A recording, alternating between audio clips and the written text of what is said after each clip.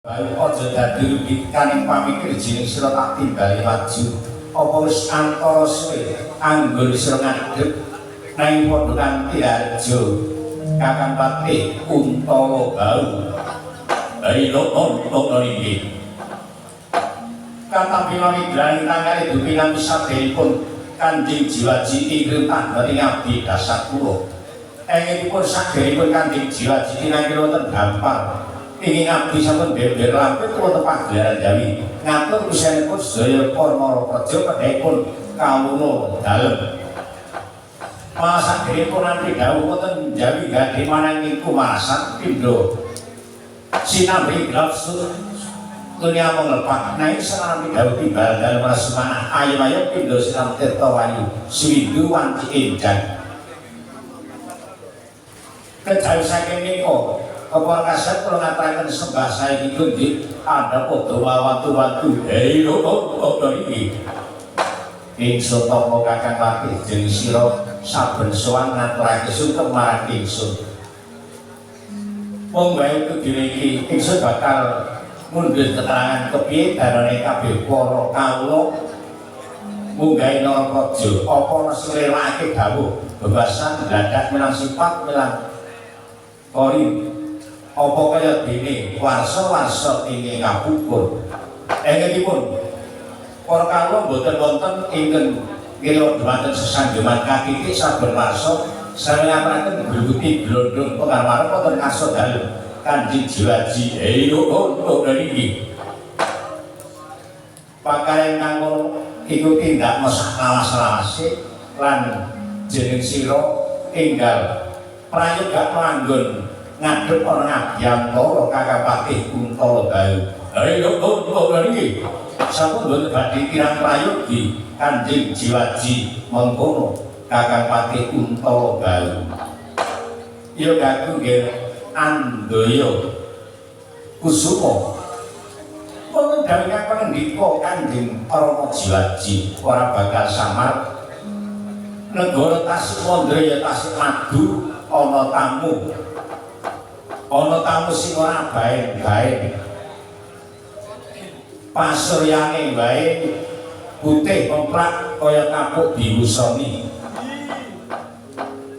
Kaya wis tau tepung marang ratu iki. Kula dereng nate mangertos Kanjeng Rama. Monggo lajeng kula aturi nimbali dhumateng raja ing nembe Prato wonten negari Tasikmandra mengkono. Mangke pisanak saderipun ibu pengaturaken pambagya kaluhuran. Kula badhe nderek nepangaken yen panjenenganipun nalindra nandur saking pundi sinten dados jejuripun yen panjenenganipun satriya saking pundi sinten dados kekasihipun anak Prabu Jagadira Batra nulangkung katedha kalingga murda sipana martempur pamanaji ingkang tah banting ingkang putra dasar kula layak paduka dene prisa pamarep bating putra dasar kula awit kula nembe menika suwat wonten negari Tasikmadu Tasikmandra awon tanpurupe kula menika ora ketan namung sak garing mayung sak garing songsong kula iki dados narendra wonten negari Mandura ing sudi mestani boten dasar kula Prabu Baladewa Prabu Balarama inggih mila mekaten panjenengan Prabu Baladewa utawi Prabu Balarama inggih mila mekaten ya pantun dalem sewu menapa menika negari Tasikmadu utawi Tasikmandra panjenengan jujur Prabu Handayadewa boten wonten setunggal kalih namung kula nalindra ing Tasikmandra Tasikmadu Prabu Handayadewa.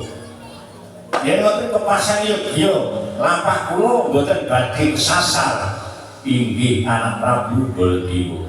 Nanging kanthi harjo rawuh paduka wonten negari Tasikmandra. Inggih, nampi sawatir para Jawata.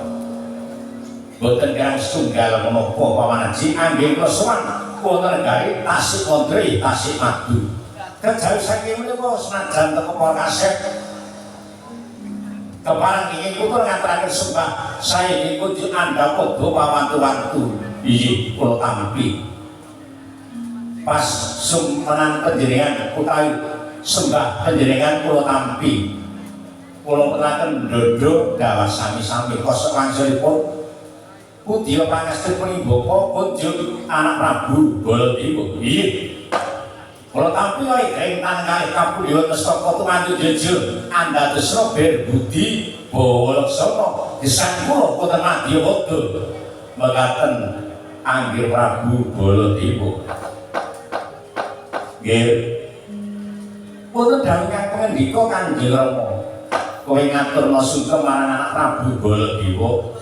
Iki sing kagungan pusaka ampuh magila-gila jenenge kuwi Nenggala Gantol kuwalik Kanjeng Rama ing resika Gantol Nenggala kuwalik to inggih mulane ora metu-metu lha wong kuwalik kok Prabu Baladewa kula pun andaya kesana mengkak adan ngaturaken sembah saya dikunjuk. Lho, bocah bagus kowe sapa? Kula putra dalem lintas madu kula pun Andaya Kusuma. Yo, Dimas Andaya Kusuma. Kowe bekti manapun kakang tak tampa. Pangestuku tampanana banyu mili. Kula pun Dewa Tresaka dadosna jejimat. Yayi Andaya Kusuma mengkono. Siwun Mandura kula pun pati utama gawe ngaturaken sembah saya dikunjuk. Kowe pati utama gawe ngaturke sembah marang Baladewa inggih mila mekaten. Ya tak tampa Patih Kuntala gawe. Senajan derajat pangkate Patih ning nyatane karo Ratu Ngajeni inggih mila mekaten. Kula menika dipun weling kalih bojo kula karo sapa wae kok ngajeni ngaten niku. Nek karo wiyaga kon mriki Dara Wiyaga.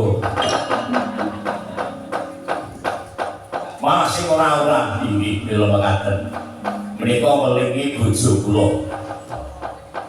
Kejawi saking menika anggih Prabu Baladewa wonten ing dados menapa dene yen tedhak wonten negari Tasik Mandura nggih Tasik Madu sumengko pengamak bojo ndamar sasi katitik dodot angkang kumrembe tanresa anjing setaket keringet ingin dreweran tanresa halusati wonten ing dados menapa anggih Baladewa kula sinak badhe mangertos kuwi dados paduka iki pamanaji sepisan tedhak kula saking negari Mandura badhe tuwi paman Prabu sak kulawarga ningali kawonten negari Tasik Madu sampun sae sanget katitik mergi-mergi sampun sae papan panembah jati sampun kathah lajeng sekolah-sekolah nggih sampun kathah sanget malah sak menika sekolah-sekolah layare mboten badhe luwih amargi sampun wonten program negari ingin diputusake NBG.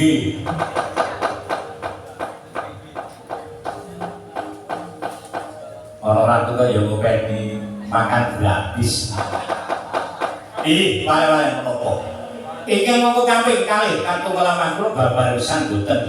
Engitipun kula menika saking Sukolemo dipun utus kalian Paman Durna. Bilih pedal samangke Paman Durna menika gandrung-gandrung kapirangu boten wanita kembar Mandayawati Mandayasuka putra Paduka badhe kasuk garwa kalian ujunging Kurawa Paman Durna.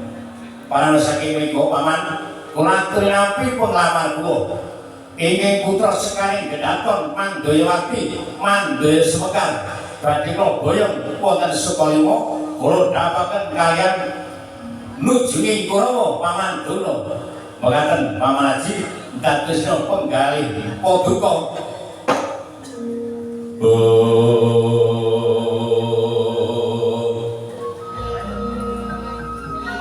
La menang ingkang dirliwang tondro katangan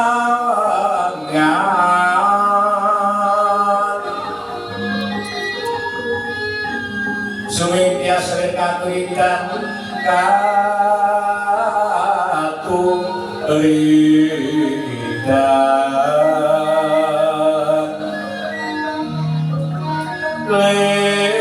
lemut kabyataning roji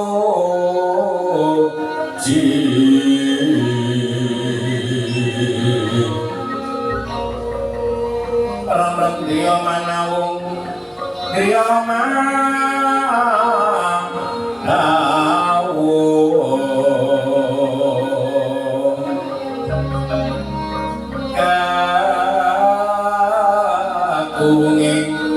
Iwang Wisesa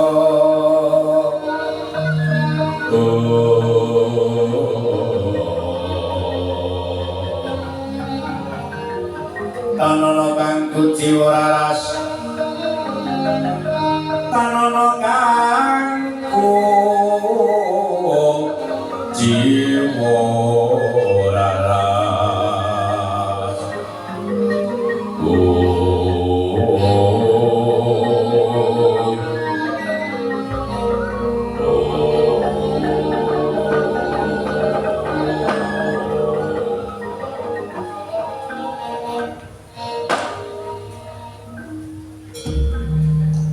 kados dene tinata brojo iki dadanipun iki gopo sasampunipun anggir Prabu Baladewa ngendika bilih badhe nglamar yoga kula kekalih Mandayawati Mandaya Semekar enggenipun sadèrèngipun paduka menika nglamar negari ing Pasir Madu sampun udan layang jeblok mangsi kathah para ratu, kathah para nujung, kathah para pendhita ingin badhe garwa yoga kula. Enggenipun dereng saged dipuntampi. Awit ingin badhe nglampahi menika yoga kula. Tiyang sepuh menika saged damel pesta. Ning boten saged damel mesti. Dados penglamar paduka kula tampi dereng nggih kula tampi. Tegesipun kula boten badhe nolak penglamar paduka. Nuwun sewu nggih kula badhe nyuwun ingkang nami Pendhita Durna menika tasih Joko menapa sampun kagungan garwa. Enggenipun kula perkawis anggen kula badhe matur. Badhe matur yen Joko nyatanipun sampun gadah yoga utawi duwe anak. Badhe matur Buddha nyatanipun dereng nate para krama dereng nate dipun nikahaken. Nek rabi sampun kerep. Inggih mila mekaten. Lajeng yeswanipun Pendhita Durna menika pinten taun? Menapa selangkung menapa tigang dosa? Mongko yoga kula menika sawet 17 taun. Waduh, nek babagan umur enggenipun Paman Durna menika umuripun sampun 9 dosa gangsal taun. 95 taun wis mambu lemah. Mung gari ngingoke kambil garing digawe gending. Nggih, Andaya Kusuma, wonten dawuh ngapane ndika apes Mbak Ayu Muskara. Dilamar Pendhita wae umure wis 90. 9 taun niat mantune karo martuwane tuwa mantune. Mboten menapa-napa yen Kakang Nduk Mandayawati Mandaya Semekar kersa ngadosi tiyang sepuh.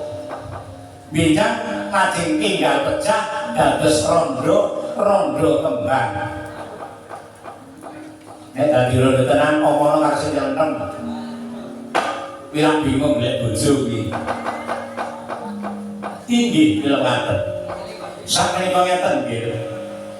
pengaman paduka kula tampi bidherek dereng kula tampi kula badhe mandi pidato naros mboten yoga kula Pandhayawati Mandaya Semekar yen kersa latri boyong wonten kapan ditan sukarima dene yen boten paduka boten kengsa dhateng anak kula kekalih mekaten anggir Baladewa pamnaji kula nderek sedya paduka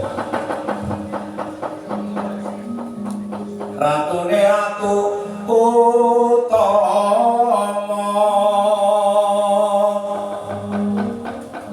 Pati-pati linuwe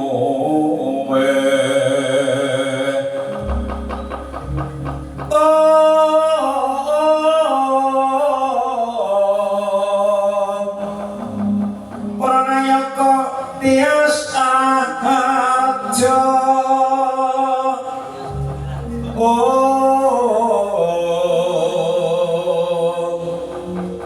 Rubito angriba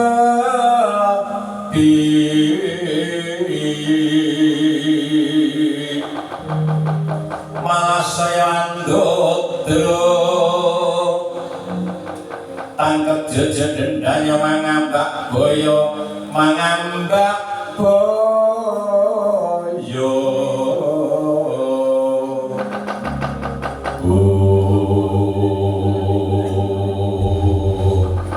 sekebiar rang kula tau midhato pengidikane wong agung tas mondre ya tasih madu ini dipurba kejayanapun ing putra Mandayawati Mandaya Semekar dados lamaran para satriya para pandhita saking Mancanegari wong agung jeneng Lenggawetri Pandratri wilangan telu Pandrat iku gedhe Tika gedhe datang ke Sumedhae kesaru gekiri jombong yasa tanggeping wuri kaya negara-negara para muka para pamut jajan usan mangkono ora kaya utusan saka Karang Kabulutan ya telampesir utusanipun Kilas Marbodranaya ingin kinangadhep Petruk kantong bolong piyak sadawaning lambian Ikoto dodo para dayok ngangsut para dayok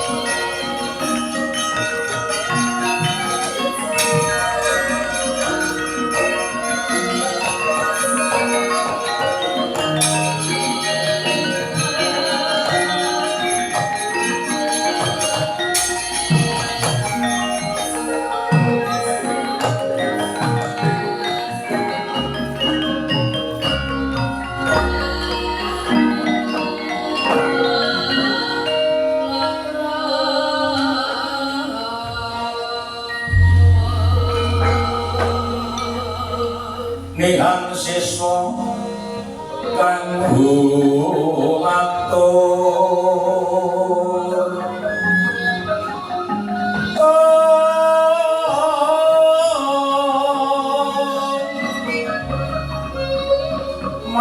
Sang Maha Yogi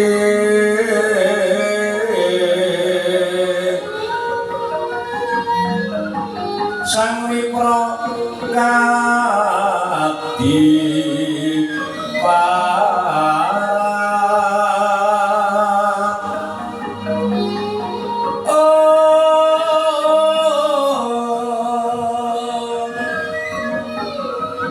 Sang Wigwan Jarwi kang gumelar aneng bumi karena tiasiran yen ngandika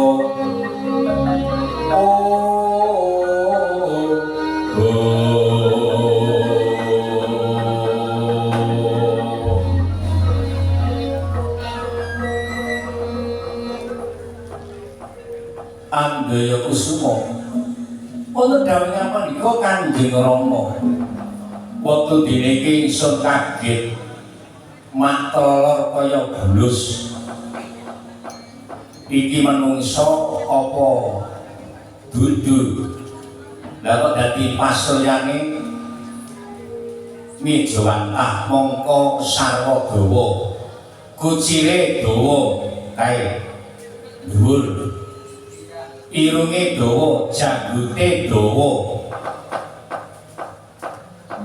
kalau udele iki ya dawa kaya kober-kobere ratu kok ya ngiling-ilingi udel mbaya serasa tak dilingi-lingi warna-warna wae menika kawula Kanjeng Rama menungsa inggih monggo lajeng latri ngacarani mangkita kisana ingkang nembe prapta sadèrèngipun ibu pengaturaken pambiya kalunggan kula badhe ndherek nepangaken panjenengan menika yen satira-satira pundi yen narendra-narendra pundi yen kawula saking pundi nggih layak paduka dereng mangertos utawi prisa boten dasar kula nek cah cilik-cilik nika kalih kula pun hafal nek ten gambar kula niku nomor 24 sing cok doge unggul cah cilik-cilik nami kula Petruk utawi Kantong Bolong ya pantun dalem sewu menapa menika negari Tasik Madu utawi Tasik Mondro biyen dijuluk Prabu Handaya Bima boten wonten setunggal kali kejawi namung ing bapa dasar kula neng nganti Raharjo bisa paduka Pilurah Petruk nggih boten kirang setunggal menapa sinuwun kepareng kula ngaturaken sembah saiki tunjuk andhap padha mawantu-wantu inggih kula tampi Anggaya Kusuma wonten dawuh kang pangendika lha wong atase ana kawan lha kok tembunge becik tembunge apik renata ukara apik iki sastrane yo apik apik kae timbang kowe Anggaya Kusuma boten menapa menika wong menika namung menang suarane nek liya-liyane itu jan ora kalap nek suarane kan nyata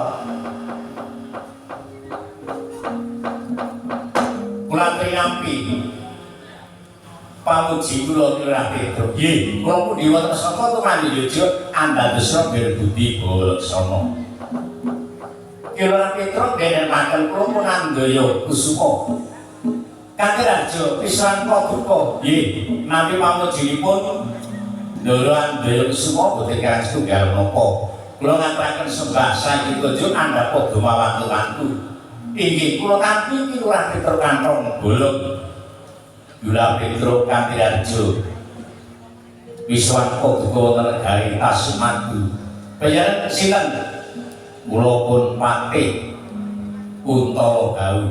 Nggih, nami majiku Ndara Patih Kuntala Bau boten kirang setunggal menapa. Kula ngaturaken sugeng.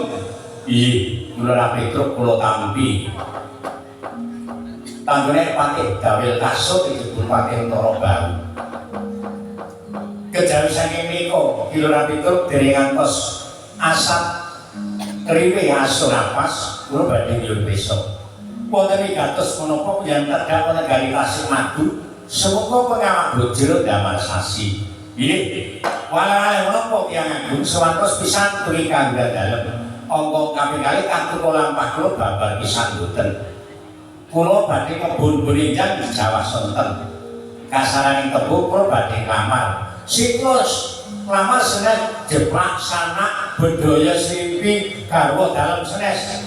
Namung nglamar sekaring daton calon ibu kula Manggayawati Manggaya Sekar. Niki badhe dipun dhawuh kaliyan bapak kula Kyai Semar Badranaya.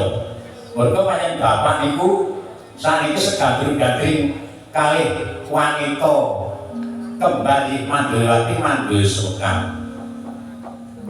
Iki aneh meneh lha wong anake kok nglamarke bapakne. Mboten napa-napa daya-daya kula ditangisi kali wong tuwa. Kula dipun nate kok nglamarke sing enom niku riyen. Kali sing gender niku. Ten Giri Gondo. Ning bareng wis ngerti gone Gilemer Bukir iku mangkat dhewe. Orang gawa kanca wah tenan kedadian tenan nikmat. Oh kuwi nglamar Bu Surtina. Nggih, nggih. Lah kula gumun iku kaya nglamar langsung kena lho iki. Ora dadak sisuk-sisuk. Dek karo Mas Keli ya ketok iku lewa-lewa bareng dhewe oke. Nganti kaya apa oke. Nggih. Nah, niku ngeten. Mugi-mugi dipun tampi penglamar kula. Kula badhe nyuwun pirsa. Ingin nami Semar nika yuswanipun sampun pinten taun. Wah, nek bapak niku jan pokoke jan peduli Gunung Merapi niku bapak wonten. Nggih, ambil semua foto dari kampung niko. Mbak Ayu wis kembaran iki julung tuwa.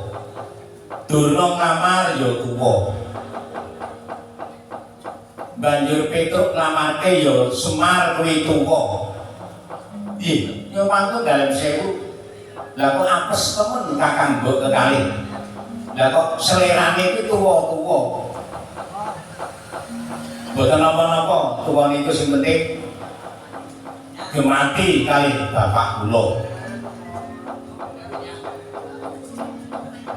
Kilurah Petruk penglamar paduka kula tampi didereng. Dereng kula tampi mergi penglamar wonten kalih. Sepisan anak Prabu Baladewa nglamaraken Pradita Durna, kaping kalih panjenengan nglamaraken Kilurah Semar Badranaya. Angger Baladewa. Wonten dawuh kang punika